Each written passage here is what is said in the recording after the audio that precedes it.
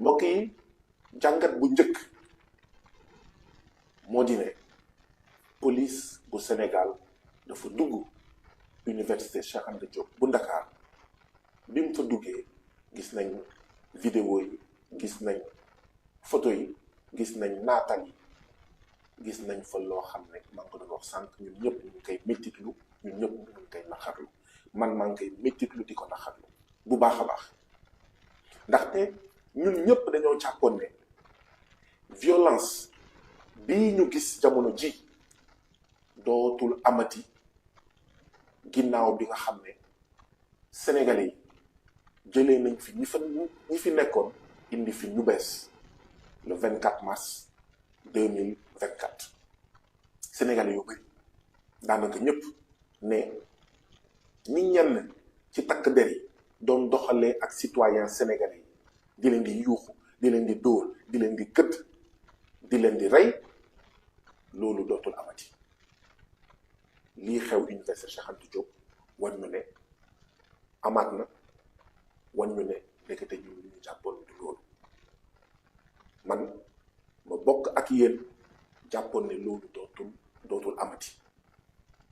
waaye bi ma toogee man rek ak sama bopp ma xalaataat ma xoolaat dama ne def naa njumte ñi jàppoon ni man ne mbir mi dootul amati dootul yomb mu amati def nañ njumte lu tax ma ne def nañ njumte moo di ne police bu Sénégal ni mu bindoo mu ngi juddoo balaay indépendance munoo comprendre takk deru Sénégal ni ñuy doxalee ak lan mooy seen taxawaay te fàttalikuwuñu ne police boobu mu ngi juddu jamono bi nga xam ne moomuñu suñu bopp France moom ñu France di ñu dóor France di ñu noot ngir France noot ñu dafa soxla woon ay takk der doomu Sénégal ak doomu France ànd ñu ñuy noot di ñu dóor di ñu saaga ndaxte aw askan munoo ko noot te di ko raay aw askan munoo ko noot maanaam di ko def loo lu mu bëggul lu mu namul te doo ko dóor te doo ko rey deru Sénégal jamono colonisation lu judd te ci noonu la juddoo te bi mu juddoo li ñuy woowee indépendance 1960 soppiwul xar kanam boobu maanaam dañoo jóge ci jamono colonisation jamono nooteel dugg ci li ñuy woowee indépendance su Sénégal te bu weesoo li tubaab yi doon jiite doon joxe ay ordre police bi fi amoon jamono colonisation tubaab yooyu nekkatuñ fi bu weesoo loolu daanaka dara soppeeku fi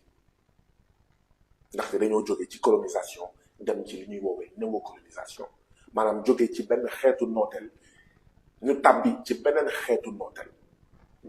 benn xeetu nooteel bi ñu jóge mooy colonisation boo xam ne tubaab yi ñoo nekk suñu bopp ñoo nekk suñu kaw ñu jëm ci beneen buumu jàmm bu ñuy woowee néocolonisation tubaab yi nekkatuñ fi dañoo gën a puus dañoo gën a randu ñu jël ñenn ci ñun ñi nga xam ne d'accord nañu ak le consensus néocolonial d'accord nañu ngir français fa des fi d'accord nañu ngir tubaab nekk suñu làkk d'accord nañu ngir suñu école bi nekk école bi ñuy jàngalee ay Victor Hugo Shakespeare ak ñoom seen au lieu ñuy jàngalee doomu réew cosaan ak aada réew donc police bi nga xam ne moom moo juddu jamono indépendance baayam ndeyam mooy police bi fi nekkoon jamono colonisation ñi fi nekkoon nag di wëyal nooteel ngir noot aw askan ngir jatan ko da nga soxla ñoo xam ne dañ leen di dañuy violenter askan bi dañuy saaga askan wi dañuy dóor askan wi loolu moo waral président bi ci mujj muy président de la République Macky Sall doon jëfandikoo ñenn ci police bi ñenn ci gendarmerie ñi nga xam ne ñun ñëpp gis nañ ko étudiants yu bëri rey nañ leen diggante 2012 ak 2024 waaye yemul ci loolu bi ñu tiitee ne 5e président de la République du Sénégal bu ñu deful dara mu ngi tudd Ousmane Sonko depuis 2021 gis ngeen ñu doxalee jël ñenn ci police jël ñenn ci gendarmerie doyul ñu ut ay nervi boole lépp di dóor di reye di tëj li ñu rey li ñu torturé ëpp na téeméer léegi nag police boobu ñoom ñoo fi nekk ba tey 24 mars 2024 mu am président bu bees am premier ministre bu bees am gouvernement bu bees am DG yu bees ak ñoom seen waaye jàngat bu njëkk bi ñuy def mooy lan la ñu def ci diiru ñaari at yii diggante 24 mars 2024 ak tey ngir soppi xarkan mu police bi jéeya bi am UCAD lim ñuy wat mooy bu dee def nañ dara li ci des bëri na ndaxte policiers yi ba léegi xamuñu ne étudiants yi ñoo leen di fay xamuñu ne étudiants yi ñoo leen di jëndal ngànnaay xamuñu ne étudiants yi ñoo leen di jëndal tenue xamuñu ne étudiants yi ñoo leen di jëndal grenade lacrymogène xamuñu ne seen kilifa étudiants yi la ak béykat yi ak sàmmkat yi mag ak ndaw góor ak jigéen askanu Sénégal yépp ñooy chef ñooy kilifawu policiers yi gendarme yi ak militaires yi policiers yi ba léegi dese nañ ko xam ñoom dañoo jàpp ba léegi ñu ngi ci jamono colonisation et que ñun ay jàpp donc ça veut dire que ci formation policiers yi am na loo xam ne war nañ ko soppi des na ci taxawaayu policiers yi am na loo xam ne war nañ ko soppi des na jàngat bu njëkk mooy loolu et que bu ñu moytuwulee li am université Cheikh Anta Diop fan yële passé dina amaat bu ñu moytuwulee dina amaat chers frères et sœurs nous ce qui s'est passé la tragédie qui s'est déroulée récemment à l'université Cheikh Anta Diop de Dakar l'une des premières leçons qu'elle nous enseigne est celle-ci nous sommes passés d'une police coloniale à une police néocoloniale. Et nous sommes toujours dans cette police néocoloniale malgré la troisième alternance intervenue au Sénégal le 24 mars 2024, mettant à la magistrature suprême le président de la République, Bassirou Diomaye Diakhar Faye, à la primature, son premier ministre, Ousmane Sonko. Malgré ces changements intervenus le 24 mars à la suite d'une révolution démocratique, je répète, d'une révolution démocratique, 2 ans après cette troisième alternance, la police n'a pas fondamentalement changé de visage. Sur les routes, il y a des policiers qui raquettent les citoyens sénégalais. Dans les commissariats, il y a certains policiers qui continuent à crier sur les citoyens sénégalais. Et bien sûr, quand ils pénètrent dans l'enceinte des universités, comme ce fut le cas il y a quelques jours à l'université Cheikh Anta Diop de Dakar, ils bastonnent, ils violentent, ils font preuve d'une cruauté et d'une haine et d'une violence inouïe en direction, à l'endroit de nos frères, de nos sœurs, de nos cousins, de nos cousines, de nos enfants étudiants, qui n'a rien à voir avec ce qu'on appelle le maintien de l'ordre. La police, la gendarmerie sont là pour protéger les citoyens sénégalais, y compris les protéger d'eux-mêmes. Nous avons vu des policiers, en groupe de 3, 4, 5, arrêter un étudiant. Ça veut dire le rapport de force est totalement en la faveur des policiers. Il n'y a rien d'autre à faire que de prendre cet étudiant et de le mettre dans une voiture, dans la voiture de police. Nous les avons vus faire tout le contraire, être 3, 4, 5 et bastonner, violenter, frapper, cogner, tabasser, massacrer de l'étudiant. Ce n'est plus du maintien de l'ordre.